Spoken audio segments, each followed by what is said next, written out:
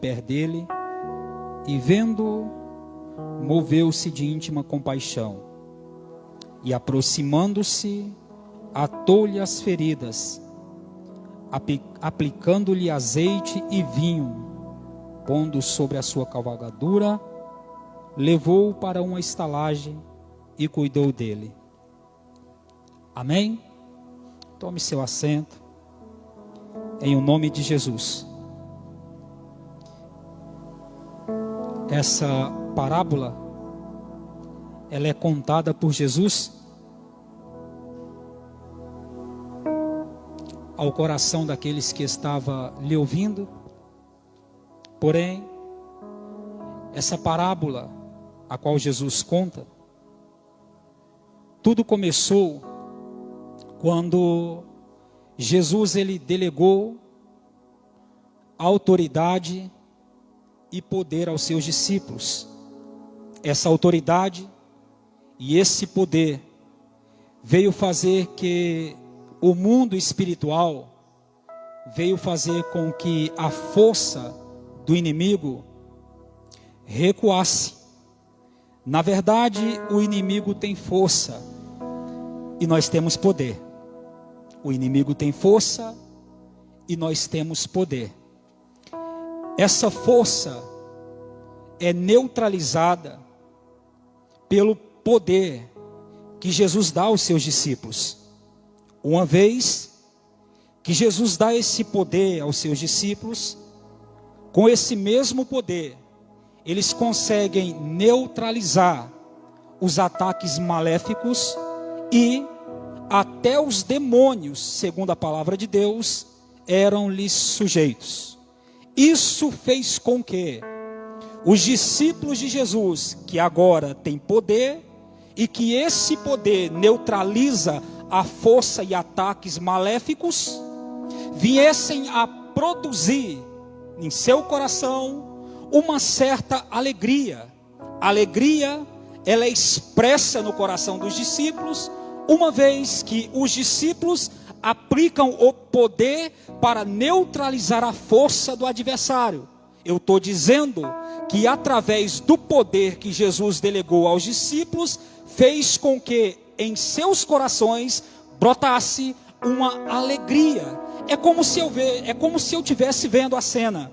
Jesus os manda, eles neutralizam a força do adversário por intermédio do poder e voltam alegres, regozijando, felizes, contentes, porque Jesus deu poder. Se Jesus deu poder, é claro que eles iriam obter êxito durante a sua caminhada, durante o seu trabalho, durante a sua tarefa, durante o seu ofício, e voltam alegres. Parece que eu vejo um discípulo falando com o outro e dizendo: viu como tal demônio sujeitou a autoridade depois que eu levantei a minha voz? E o outro diz: eu vi, mas você viu também, quando eu estendi as minhas mãos e fulano voltou de marcha ré para o inferno. Aí outro levanta e diz assim: mas eu também orei e vi que potestades caíram por terra. Aí outro diz assim: mas pessoal, eu também estava no grupo e também orei. E após eu orar, a força do inimigo foi neutralizada. E isso faz alegria subir no coração dos discípulos. Vai vendo. Jesus agora o chama em particular e vai desconfigurar toda essa alegria. A alegria é certa, mas a motivação estava errada. Por quê? Porque Jesus diz assim: alegrai-vos antes de ter seus nomes escritos no céu.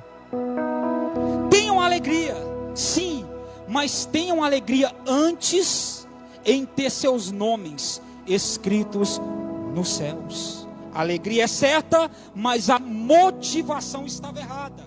Por aí nós temos que ver qual é a motivação que nós estamos tendo nesses últimos dias. A alegria é certa, mas a motivação estava errada. Aí Jesus se retira em particular. Quando Jesus vai se retirar em particular, Kelly, ele vai dizer assim: Pai, vai orar, ele vai dizer assim: Pai, graças te dou. Por quê? Porque escondeste, ocultaste dos sábios e inteligentes e revelaste aos pequeninos. Olha onde Jesus vai pôr a alegria dele. Ele vai dizer assim: Pai, eu me alegro, porque eu sei que o Senhor se alegra em esconder dos sábios e revelar aos pequeninos, às criancinhas. Que coisa linda. Jesus está falando que Deus, Ele oculta de sábios e revela a pequenos, criancinhas. Irmão, você pode ser sábio, mas existem coisas que na sua sabedoria você não vai saber, ao menos que Jesus queira te revelar. Você é sábio, você é inteligente, mas se Jesus não revelar, irá ter coisas que você não vai saber.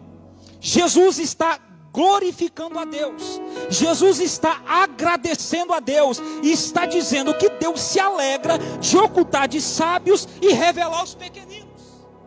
Enquanto Jesus está orando, Ele vai chamar também os discípulos ao particular. Quando Ele chama os discípulos ao particular, Ele vai dizer assim: Léo, eu digo a vocês, eu glorifico a Deus. Olha o que Jesus vai dizer: vocês são bem-aventurados. Olha, irmão, olha o que Jesus vai dizer: vocês são bem-aventurados, porque muitos quiseram ouvir e ver o que vocês estão vendo, e não viram e não veram. Vocês são bem-aventurados, porque o que vocês vê e o que vocês ouvem, uma classe de pessoas almejou e não tiveram oportunidade. Reis e profetas desejaram ver, desejaram ouvir e não tiveram oportunidade. Vocês são bem-aventurados. Jesus mal interrompe o diálogo com seus discípulos, mal encerra. Quando Jesus mal encerra o diálogo com seus discípulos, ele é abordado, porque ele está em um lugar particular, e nesse lugar particular ele revela coisas profundas aos seus discípulos. Porque tem uma coisa: Deus só revela no lugar particular. Esse lugar particular faz com que Deus revele na nossa vida coisas que a gente não sabe. Então, quando Deus nos chama para um lugar particular, entenda, meu irmão, vá para esse lugar particular, porque Jesus quer te revelar coisas que não deseja revelar a qualquer pessoa. Talvez seja por isso que Jesus permitiu apenas um grupo chegar aqui. E pelo que me parece mais uma reunião de obreiros aqui hoje. Deus sabe todas as coisas, Deus sabe como trabalha. E Ele está dizendo aos seus discípulos, Ele está conversando, ensinando aos seus discípulos, depois de desconfigurar todo um projeto de alegria, que havia sido elevado por motivação errada. Quando Jesus desconfigura tudo isso aqui, e Jesus disse que eles são bem-aventurados, e eles compreendem que eram bem-aventurados. Quando Jesus revela coisas que só no particular Jesus revela, e o coração deles começam a se abrir para receber revelações extraordinárias, a qual Jesus vai ensinar e dar, aparece alguém no meio da conversa, do nada, nesse lugar particular, aparece alguém. Quem? Um doutor da lei. Não sei de onde veio, e não sei o que ele queria ali, mas o doutor da lei se apresenta. Quando o doutor da lei se apresenta, ele olha para Cristo, ele olha para Jesus e vai fazer uma pergunta. A pergunta que ele vai fazer é um tanto quanto interessante, Bispa Kelly. É uma pergunta, Bruna, edificadora. Através da pergunta dele, aqueles que estavam em volta e ouvindo Jesus também se edificaria. Era uma pergunta interessante e edificadora. Porém, a intenção da pergunta dele era testar e colocar Jesus à prova. A pergunta é certa, a motivação era que era errada. Ele vai fazer uma pergunta certa, com a motivação totalmente conturbada e distorcida. Qual? Testar Jesus. Ele quer ver o que Jesus tem a dizer, porque o que ele vai perguntar a Jesus é: mestre, o que eu devo fazer para ter a vida eterna? O que eu tenho que fazer para ser salvo? Me diga, através daquilo que o Senhor vem ensinando, o que eu tenho que fazer para ser salvo? O que eu tenho que fazer? Aí Jesus olha para ele e vai contrapor a pergunta dele com outra pergunta. Jesus é lindo. Jesus vai dizer assim: conheces a lei? E ele disse: sim. Como você a lê? Ele era um doutor da lei. Ele estudou. Ele se capacitou para ser quem ele era. Ele não caiu ali de paraquedas. Ele era um doutor da lei. Só que a motivação do coração dele é testar Jesus. Só que Jesus olha para ele e diz: conhece a lei. Como é que você lê a lei? Porque é possível. Ele está lendo a lei e está interpretando de forma errada. Porque uma coisa é ler, a outra coisa é interpretar aquilo que está lendo. Muitos leem, mas poucos conseguem interpretar aquilo que está lendo. Jesus nos chama não só para ler, mas para interpretar aquilo que a gente está lendo. Se somos eleitos, escolhidos por Deus, a fim de apregoar as boas novas da salvação, nós temos que saber ler e também saber interpretar aquilo que a gente estamos lendo, para não correr o risco de matar alguém com aquilo que estamos pregando. Porque a palavra dá vida, mas também ela mata. Jesus diz: conhece a lei, como é que você lê a lei? Quando ele diz como é que você lê a lei, aí ele vai colocar um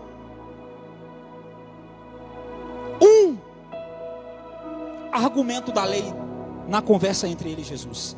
E ele vai dizer assim para Jesus: conheço, e está escrito: amarás o seu Deus acima de todas as coisas, com toda a tua força, de todo o teu entendimento e de todo o teu coração. E depois ama ao teu próximo como a ti mesmo. E Jesus olha para ele e diz: muito bem, bem disseste, agora vai e pratica. Meu Deus, conhece a lei. Jesus disse: é exatamente isso, agora vai e pratica. Porque é possível, mesmo sendo doutor da lei, conhecedor da lei, estar pregando a lei, lendo a lei, observando a lei, andando na lei, ativa, e não conhecer a lei. Porque se eu não aplicar aquilo que eu leio e aquilo que eu aprendo, eu estou morto naquilo que eu estou lendo e naquilo que eu estou aprendendo. Porque Jesus diz para ele assim: ó, vai, pratica e viverás. Se não pratica, está morto. Se não põe em prática, está morto. O tempo de estudo que eu tenho, se eu não pratico aquilo que eu ouço, eu estou morto. Se eu venho para a igreja, ouço e não pratico aquilo que eu ouvi, eu estou morto. Aí a questão é: quem perdeu tempo? Eu que sentei para aprender ou alguém que está de pé ensinando? Eu só posso estar vivo uma vez que eu ouvir, guardar e aplicar aquilo que estão me ensinando. Porque a Bíblia diz: bem-aventurado é o que ouve e guarda as palavras dessa profecia. Se Deus te chamou aqui para ouvir a palavra, guarda e aplica e pratica. Você vai ver o que Deus vai fazer na tua vida. Aí Jesus, como é conhecedor e sabedor de todas as coisas, após dizer para ele: vai, pratica aquilo que você aprendeu. Você aprendeu, você está no caminho certo, mas só falta você colocar em prática aquilo que você aprendeu. Aí Jesus Cristo vai trazer agora aquilo que eu acabei de ler, a parábola do bom samaritano. Aí ele vai dizer assim: e descia um homem de Jerusalém para Jericó, e caiu nas mãos dos salteadores. Meus irmãos, deixa eu dizer uma coisa aqui, por intermédio da revelação da palavra de Deus. Presta atenção nisso aqui. Olha o que Jesus está dizendo: e descia um homem de Jerusalém a Jericó, e caiu na mão dos salteadores. Toda decisão que eu vier a tomar, se me distanciar de Jerusalém, não tome.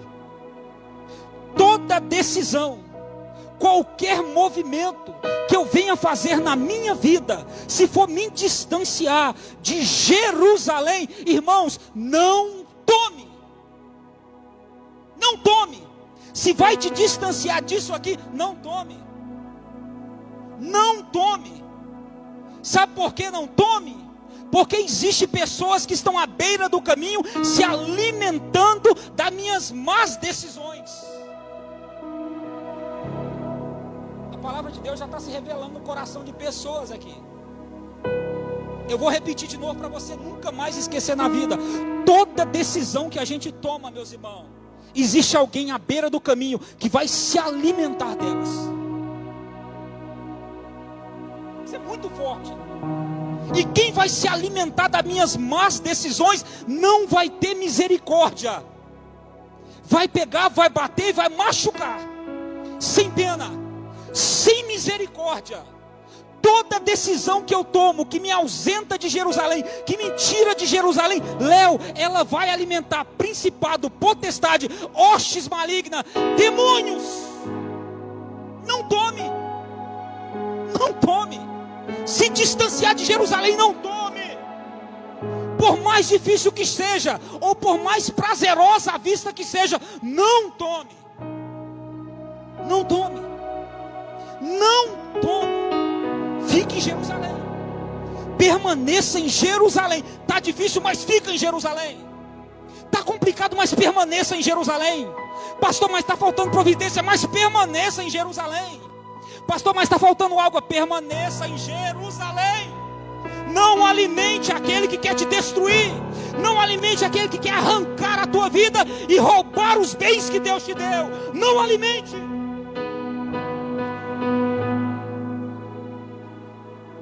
Jesus disse, e descia de Jerusalém. Fique em Jerusalém. E caiu na mão dos salteadores, deixando quase morto. A informação que nós temos de quase morto vem daqueles que pegaram e bateram. Está quase morto. Não está morto, mas está quase morto. A informação vem daqueles que bateu. Está quase morto. Aí Jesus vai dizer assim, ó, e vinha pelo mesmo caminho um sacerdote.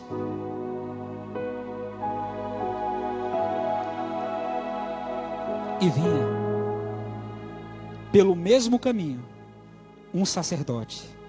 Agora escuta o que eu vou dizer. Diga assim, ó, caminho nada mais é do que um legado.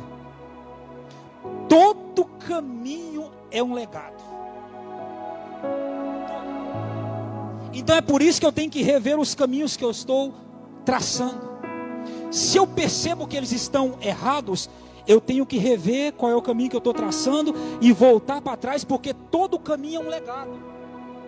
Diz a Bíblia que vinha um sacerdote pelo mesmo caminho.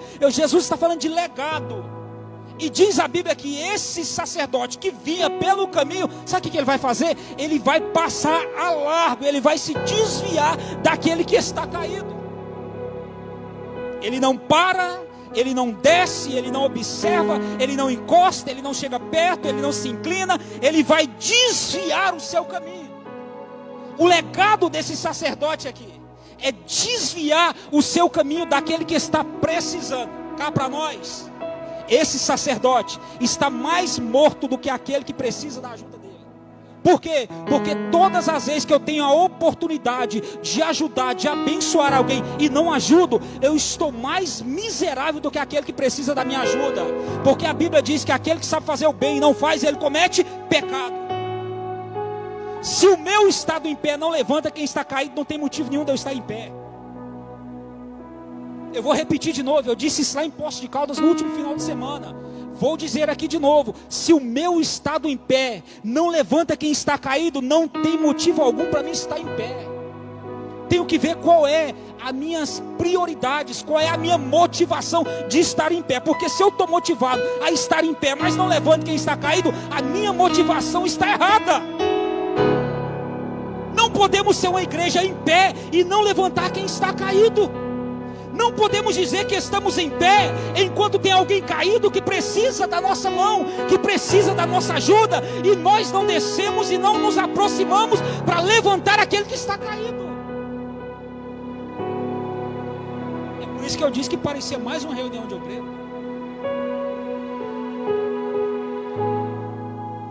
Ele faz a volta. E como todo caminho é um legado, pelo mesmo caminho vinha também um levita. E o que eu disse do sacerdote se aplica também ao levita. Teve a oportunidade de fazer e não a fez. Estava mais morto do que aquele que estava necessitando de ajuda.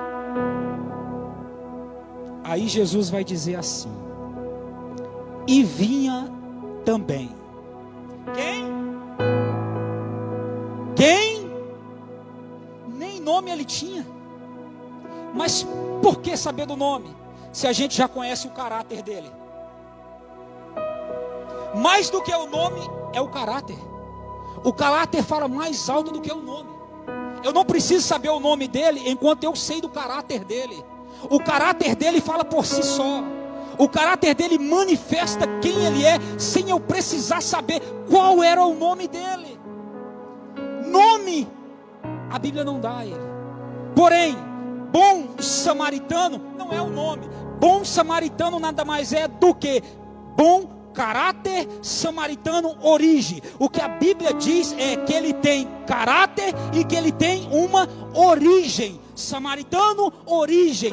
Bom é o caráter dele, então ele é um bom samaritano. É Deus. E vai fazer. Só que antes dele fazer, uma coisa me chama a atenção e fala muito forte no meu coração. E há dias eu estou com isso no meu coração. Porque Jesus disse assim, ó: e ele, o bom samaritano, fez o seu próprio caminho. Ele fez o seu próprio caminho. O que ele tem em mente é o seguinte: eu vou descer e vou me aproximar. Porque quem vier após mim, já que um caminho é um legado, tem a opção, ou terá a opção de fazer aquilo que eu estou fazendo, ou de fazer aquilo que esses miseráveis fizeram. O legado que eu vou deixar vai ser diferente do legado que esses miseráveis fizeram. Aí a Bíblia diz que ele fez uma coisa que a minha alma ferve dentro de mim. Ele se aproximou. E deixa eu dizer um negócio aqui. Existem coisas que Deus vai te revelar uma vez que você se aproximar. Eu vou repetir de novo. Deus quer te revelar coisas que precisa te revelar a partir do momento que você resolver se aproximar. Sabe aquela amiga que você tinha, que fazia parte do mesmo grupo e hoje já não está mais entre nós, e você vê passar do outro lado da rua, às vezes até de minissaia, ou fazendo coisas que desagradam a Deus totalmente? Você olha e diz: eu não vou me aproximar, porque vai gerar escândalo. Deus quer que você se aproxime. Deus quer que você coloque em jogo e se aproxime.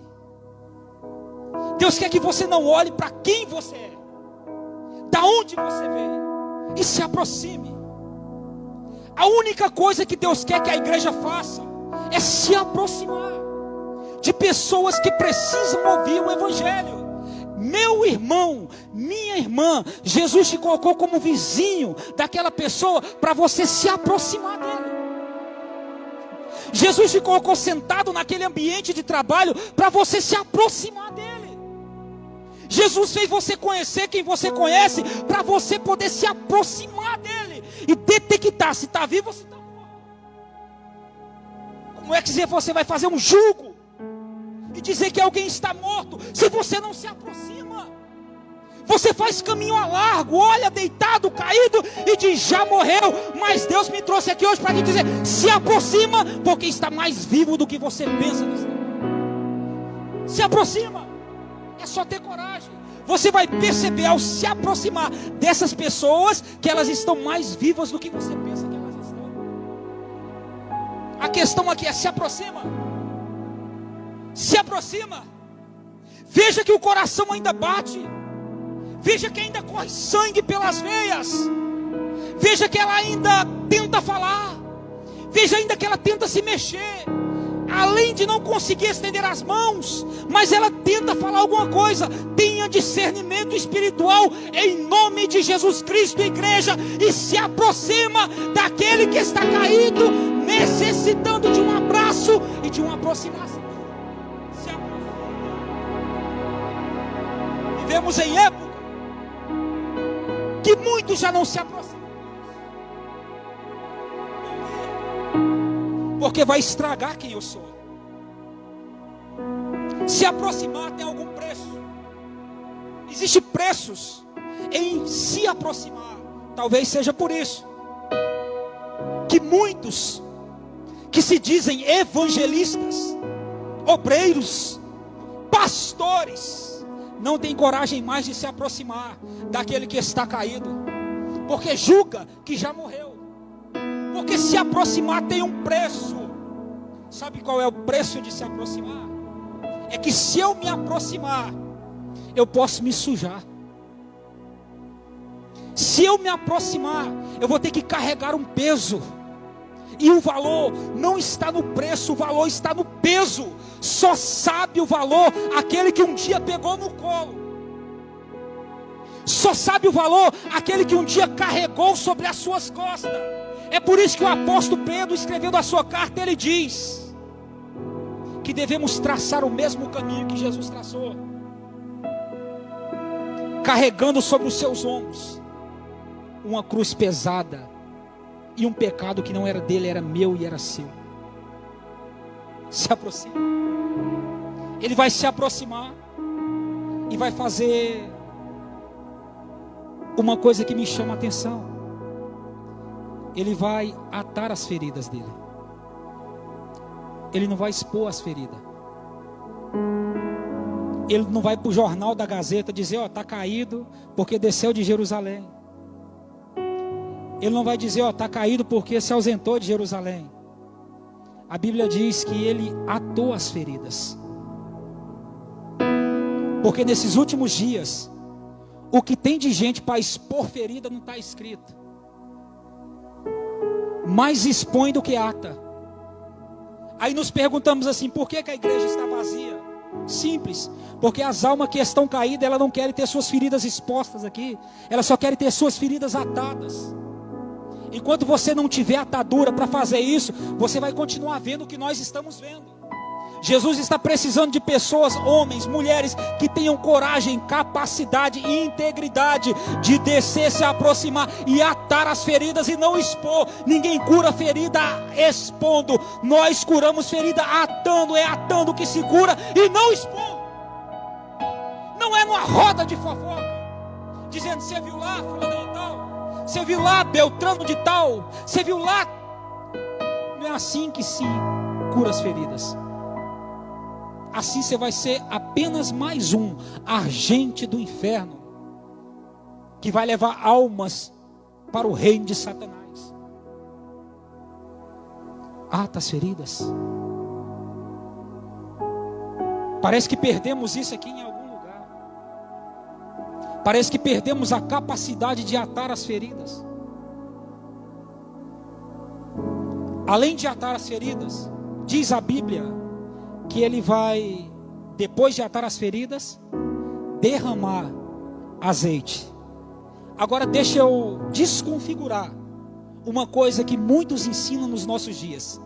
Eles dizem por aí que azeite serve para nós pular, gritar, dançar, bailar. Dizem por aí que o sinal de um homem de Deus, de uma mulher de Deus que tem azeite, sabe qual é? É expor, é gritar, é pular, é espernear, é pregar, é cantar. Dizem por aí que sinal daquele que tem azeite é dar berros, é fazer coisas que não é. Dizem por aí que sinal de um homem de Deus é ter o vaso cheio de azeite. Eu, todavia, digo o contrário. Sinal de um homem de Deus, de uma mulher de Deus, é ter o vaso vazio e não cheio. Vazio porque um dia teve coragem de derramar o seu azeite na vida daqueles que tinham ferida.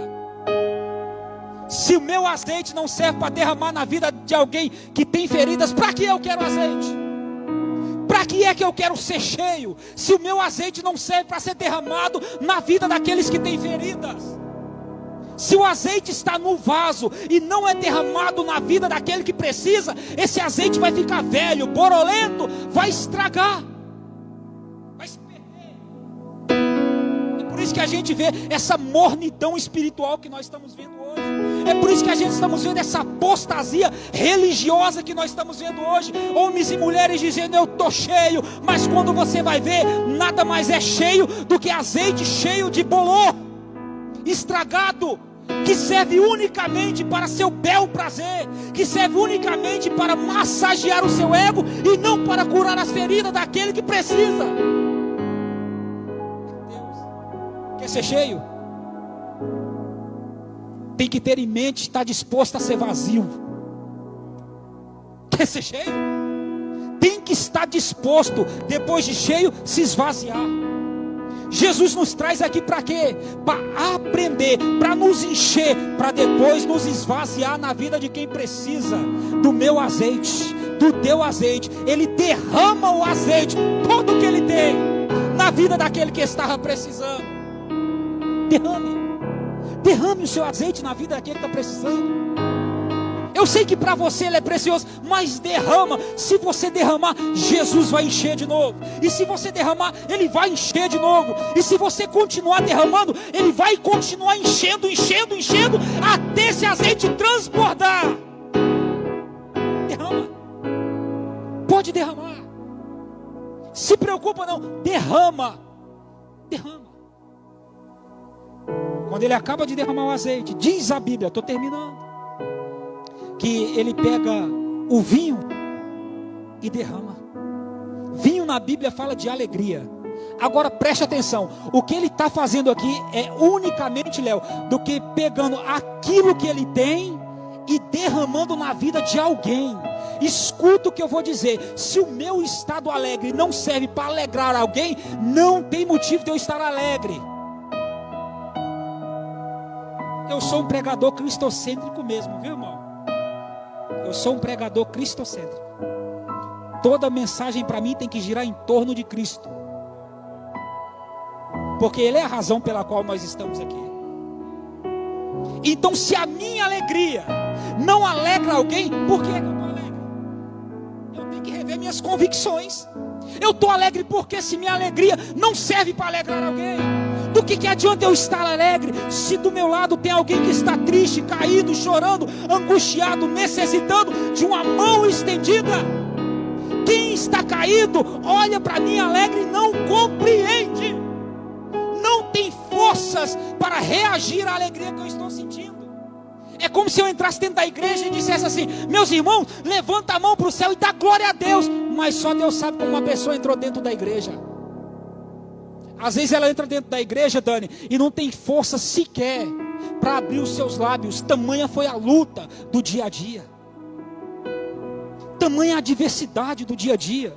Ela entra dentro de uma igreja como essa e diz assim: não tem motivo nenhum de eu me alegrar. Nessa hora nós temos que ter discernimento espiritual de Deus, se aproximar dela, dar um abraço nela e dizer: Jesus te ama. Jesus te ama. Jesus te ama. Seja bem-vindo. Jesus te ama. Vai mudar a tua vida, vai transformar a tua vida. Esse estado que você vive não é permanente. Deus te trouxe aqui para te dizer: hoje Ele te abraça e vai derramar alegria. Essa pessoa nunca mais terá motivo para se ausentar de Jerusalém. Esses bancos estão vazios porque as pessoas vêm aqui e vão embora da mesma forma que entrou, esperando um abraço que não recebe. Está na hora de nós se aproximar.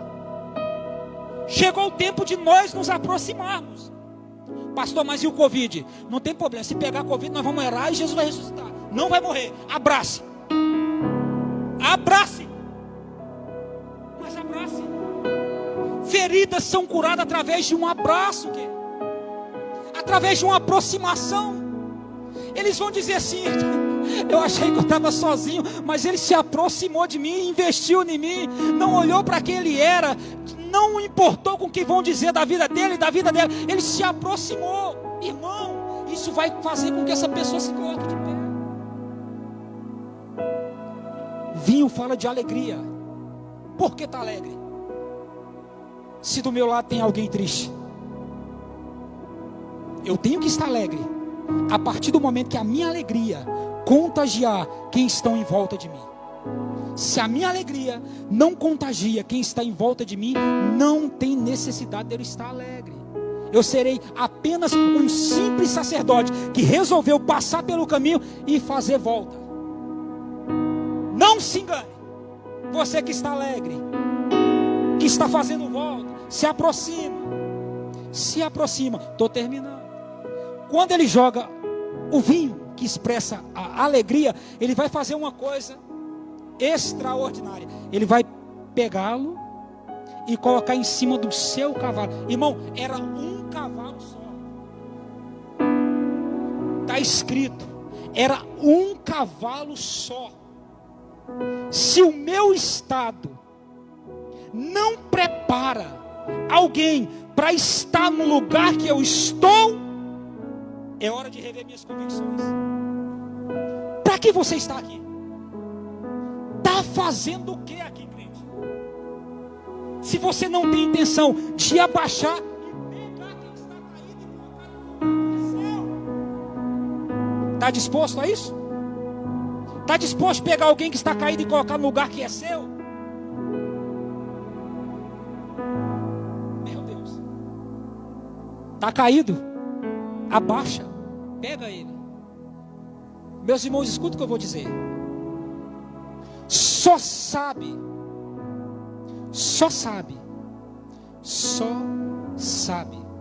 o valor aquele que sentiu o peso.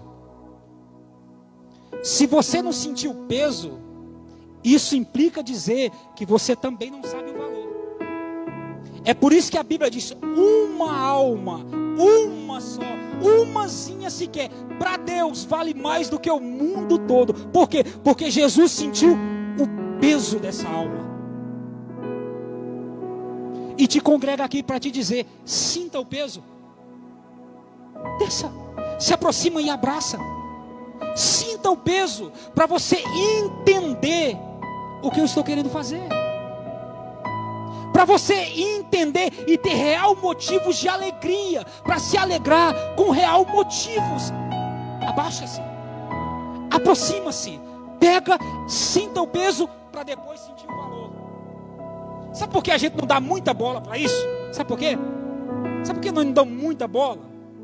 A verdade é uma só, nós não damos muita bola para isso, quem está caído. Sabe por quê? Porque a gente não conhece o valor de uma alma. A gente não conhece. A gente temos a capacidade de entrar num ambiente de culto como esse, se alegrar, sem nem se preocupar com aquele que deveria estar aqui e não está hoje. Não temos coragem de levantar um clamor sequer. Por quê? Porque somos maus? Não, porque nós não sabemos o valor. Porque quando eu sei o valor, isso me custa, porque eu senti o dia o peso. Então quando ele não está, eu sinto. É isso que Jesus quer de nós.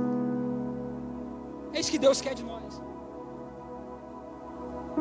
Aí ele leva ele até uma hospedagem sobre o seu cavalo. Aqui eu termino. 3 minutinhos só para me terminar. E quando ele leva ele à hospedagem, ele vai dizer assim: um hospedeiro, ó, tá aqui, dinheiro, 2 dinheiro, tá aqui, cuida dele, redobre a sua atenção aqui, em nome de Jesus, não deixa que nada te distraia agora, olhe para cá em nome de Jesus. Ele vai dizer assim: ó, tá aqui 2 dinheiro, 2, tá aqui, cuida dele, porque eu estou indo, mas eu vou voltar. E se eu voltar, quando eu voltar, se for mais, eu vou te recompensar. Isso me faz lembrar do anjo dizendo assim: varões galileus, porque olham para os céus? Esse mesmo Jesus que dentre vós é assunto aos céus, da mesma forma que ele está indo, ele vai voltar. Paulo escreveu a 1 Tessalonicenses capítulo 4, 16 e 17, porque o mesmo Senhor descerá do céu com alarido, com voz de arcanjo, com a trombeta de Deus, e os que morreram em Cristo ressuscitarão primeiro, depois nós, os que estivermos vivos, seremos arrebatados com eles nas nuvens, a encontrarmos com o Senhor. Então a promessa da vinda de Jesus é real, ele prometeu, ele vai voltar, ele vai voltar. Só que ele vai voltar não para te cobrar da casa que você construiu, do carro que você comprou, dos estudos que você adquiriu. Quando ele chegar e dizer assim: cadê ele? A única coisa que ele vai querer saber é: cadê ele? Eu fui, disse que ia voltar, te dei valores para você cuidar dele, voltei, agora cadê ele? Responsabilidade que pesa sobre as nossas vidas. Se muitos soubessem, descia e se aproximava: cadê ele? Ele não vai pedir cadê a casa, ele não vai dizer cadê a roupa, ele não vai dizer, não, ele vai dizer: cadê ele? Aonde ele está? Eu confiei em você, eu acreditei em você, cadê ele? Se coloque de pé. Cadê ele? Que possamos sair daqui essa noite com essa pergunta em nossos corações: cadê ele? Cadê ele? Cadê ele? Os valores que Jesus nos delegou não são para ser aplicados em coisas que não diz respeito ao reino da glória. Os valores que Deus nos concedeu, eles têm que ser aplicados nele. É nele. Todo valor tem que ser aplicado nele. Se eu não aplico o valor nele, não tem motivo pelo qual é nele. Entenda isso em nome de Jesus. Vamos sair daqui dessa reunião de obreiro hoje conscientizados de que todo valor, todo dom que Deus me deu deve ser aplicado nele. Pastor, mas está caindo, não importa, aplica nele. Pastor, mas está moribundo, não importa, aplica nele. Não é seu, foi Jesus que te deu, aplica nele.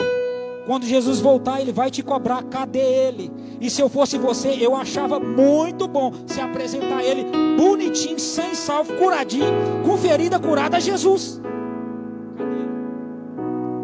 Deus revela uma palavra no coração do profeta Ezequiel e diz assim: Ezequiel, se o atalaia ver que vem um inimigo e não tocar a trombeta, todavia o inimigo morrerá, ou o povo perecerá por causa da sua ignorância. Só que tem uma coisa: o sangue do atalaia eu vou cobrar da mão, o sangue do povo eu vou cobrar da mão do atalaia. Então a responsabilidade que nós temos diante do nosso Criador é séria, é grande, e nós devemos atentar para aquilo que Deus nos chamou para fazer.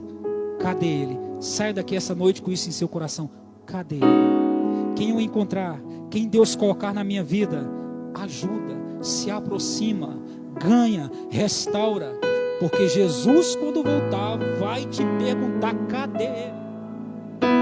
Eu quero ele bonitinho, do jeito que eu coloquei a atadura, o azeite e o vinho, coisas preciosas foi investida nele. Cadê ele? Eu espero diante de Deus, com toda a força da minha alma, que quando Jesus bradar o seu nome no céu e disser: mostra-me tuas mãos, cadê ele? Você possa dizer: está aqui, Senhor, restaurado, ferida curada, e os valores que o Senhor me deu foram todos aplicados nele. Que o Senhor te abençoe, te guarde, em nome de Jesus. Pega esse valor e aplica nele.